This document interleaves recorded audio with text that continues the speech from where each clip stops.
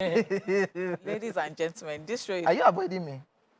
Wow. Now, what is considered toxic behavior? What exactly is considered toxic behavior? All right, they are traits that refer to habits, behaviors, and ongoing actions that harm others. Many toxic traits, like self-centeredness, can be subtle. And we want to see the best in people, right? Because naturally, identifying toxic people in your life can be tricky. But toxic individuals are more common than you may think. Today, we have put together 5 signs of toxic behavior you feel is normal but needs to be looked into. This is the Little 5. 5, 4, 3, 2, 1. Watch me.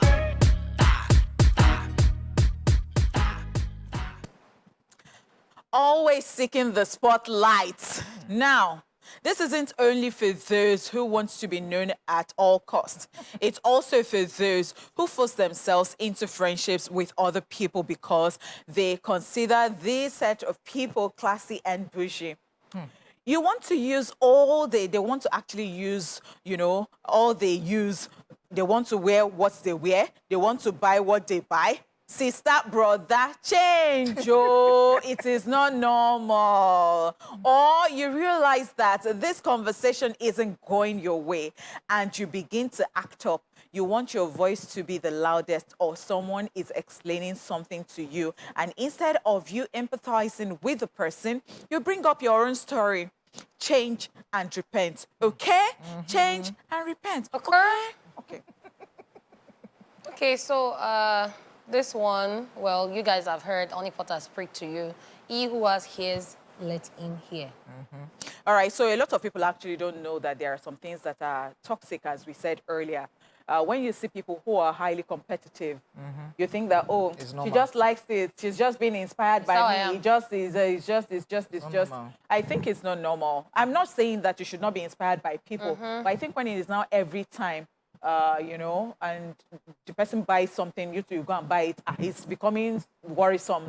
It's like a mental health issue then. And then we always say this. So people are complaining about stuff. Oh, Nigeria, I don't even know. Something has happened. And then another person, instead of them to say, yeah, it was like they want to be competing with the person that has the best problem. That was how... Number 2 on our list, high and mighty behavior. No one likes people who act like they are above everyone else. You always argue with people. Out of 10 people around you, you are fighting with 7 already. You look and talk down on people beneath you. Be careful. This life is more than what we can see. These behaviors are more toxic than they initially seem. That's true. Sometimes I wonder how some people sleep, and I wonder why you can't. Because one thing I do is that I take a stock of the day. Yeah. At the end of the day, I'm looking back, what did I do? And I tell you the truth. I think it was Foladile who even said this, that, honeypot can be very funny. So you can come to her and say that, honeypot, this thing is not nice. And then she says, why? And then tomorrow, you just say that, honeypot is not doing that thing.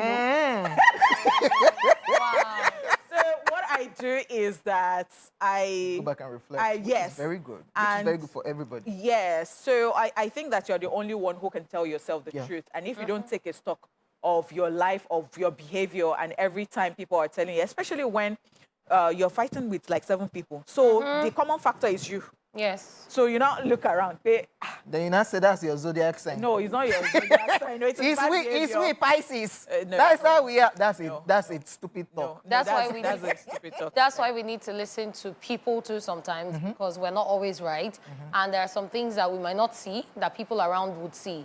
So to you, it might be wrong, but to them, it might be right. And if everybody's saying the same thing, then you need to check yourself once again.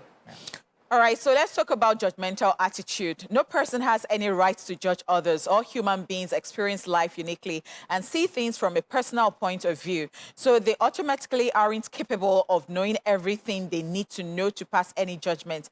Now, a toxic person will ignore this fact and act like they are better than other people. Yes, there are a lot of people out there who are very judgy.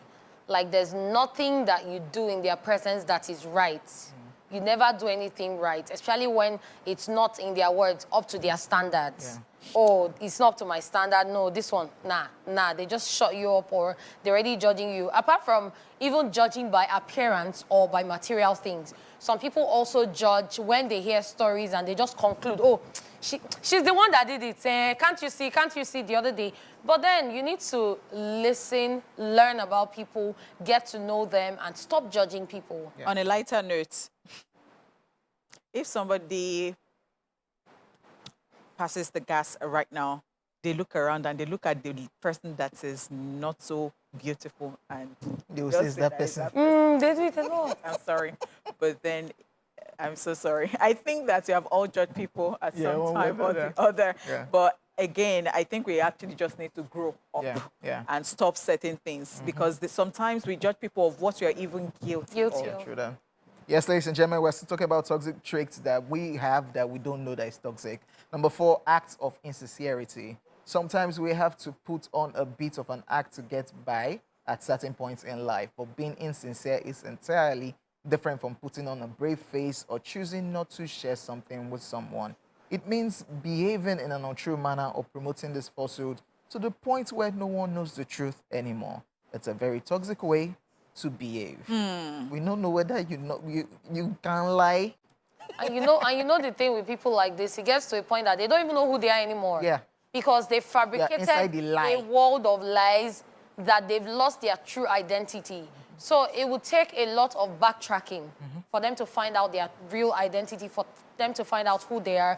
And they also need to spend some me time with themselves, do some self-development. It's a long process. So why lie in the first place? Why not just be true to yourself? People do not like your opinion. Fine, still stick to your opinion and be you. Just focus on being you and you find yourself. I can't even survive it.